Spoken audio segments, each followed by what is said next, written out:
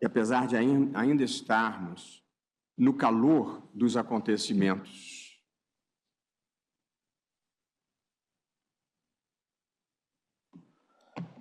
e no curso das apurações, nós precisamos, como país e como sociedade, fazer uma reflexão profunda sobre o que está acontecendo entre nós.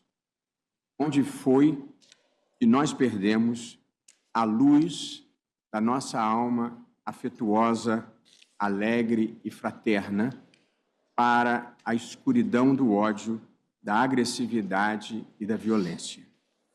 Estamos importando mercadorias espiritualmente defeituosas de outros países que se desencontraram na história. O fato ocorrido por volta das 19h30 de quarta-feira, dia 13 de novembro de 2024, um homem que já foi identificado se aproximou com uma mochila e um extintor de incêndio da Estátua da Justiça em frente ao Supremo Tribunal Federal e jogou um pano na estátua. Diante da movimentação, um segurança do tribunal se aproximou para a abordagem. As imagens das câmeras de vigilância mostraram o momento em que o suspeito deixa a mochila no chão e recua, e mais agentes começam a se aproximar. O homem atirou, então, o primeiro artefato em direção à estátua, que não explodiu, e os agentes corajosamente começaram a cercá-lo. Ele arremessou um segundo artefato, que caiu mais perto da marquise do tribunal e causou uma explosão. A equipe de segurança conseguiu evitar que o homem se aproximasse do tribunal. Diante do cerco, esta pessoa acendeu mais um artefato, se deitou sobre ele e houve uma segunda explosão, causando-lhe morte imediata. Depois disso, a Polícia Judicial fez o primeiro isolamento do local. Na sequência, a Polícia Militar e a Polícia Federal assumiram os trabalhos em parceria com a nossa equipe de segurança para averiguar outros artefatos que estavam na roupa do homem, na mochila e os que ele havia arremessado. Os trabalhos duraram toda a madrugada e o corpo foi retirado às 9h da manhã desta quinta. Em uma coletiva de imprensa concedida no fim da manhã de hoje, o diretor-geral da Polícia Federal, Andrei Rodrigues, informou que o autor do atentado mantinha um grande número de explosivos na casa alugada por ele em Ceilândia, que foi alvo de operação policial. Uma gaveta, que felizmente foi aberta por um robô antibombas, gerou uma grande explosão. Ninguém se feriu, mas o episódio mostra o nível de periculosidade das pessoas com as quais estamos lidando. E eu queria aqui, muito especialmente, cumprimentar os agentes de segurança e da Polícia Judicial do Supremo Tribunal Federal pela atuação correta e corajosa, bem como a Polícia Federal e a Polícia do Distrito Federal pela presteza e empenho com que trataram do assunto. Esse episódio de ontem se soma ao que já vinha ocorrendo no país nos últimos anos. Em fevereiro de 2021, um deputado divulgou um vídeo com discurso de ódio, ofensas e ameaças aos ministros do Supremo Tribunal Federal, num grau inimaginável de grosseria e incivilidade.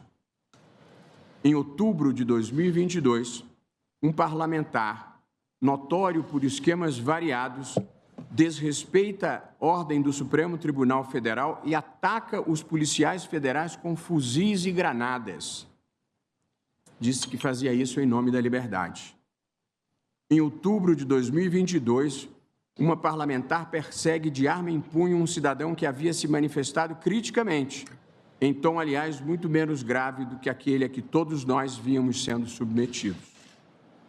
Ao longo dos meses de novembro e dezembro, após bloqueio de estradas, milhares de pessoas acamparam nas portas de quartéis por todo o país pedindo desrespeito ao resultado das eleições e golpe de Estado.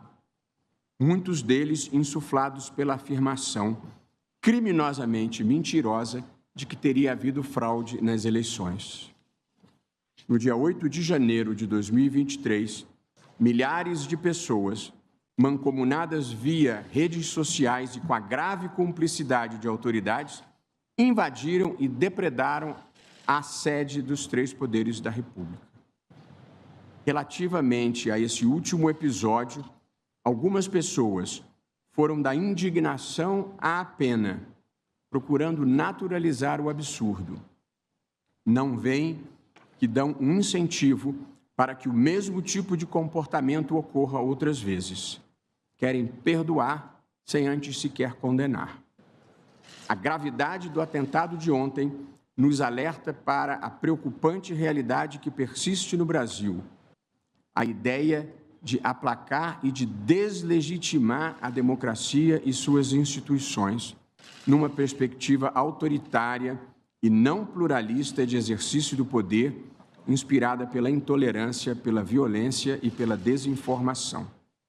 Reforça também e, sobretudo, a necessidade de responsabilização de todos os que atentem contra a democracia. Cabe a pergunta: onde foi que nós nos perdemos nesse mundo de ódio, intolerância e golpismo? Porque subitamente se extraiu o pior das pessoas. Pessoas com visões diversas podem ter respostas diferentes para esse fato, para essa pergunta. Porém, mais do que procurar os inspiradores dessa mudança na alma nacional, o que nós precisamos é fazer o caminho de volta à civilidade e ao respeito mútuo. Superar essa crença primitiva de que quem pensa diferente de mim só pode ser um cretino completo a serviço de alguma causa escusa. A vida não deve ser vivida assim. A sociedade brasileira é plural. O Supremo Tribunal Federal é plural. Aqui estão pessoas que pensam de modo diferente acerca de muitos temas, mas nós nos tratamos com respeito e consideração e estamos todos irmanados nos valores que nos unem como nação e que se encontram na Constituição. E, por evidente, a não violência é um deles.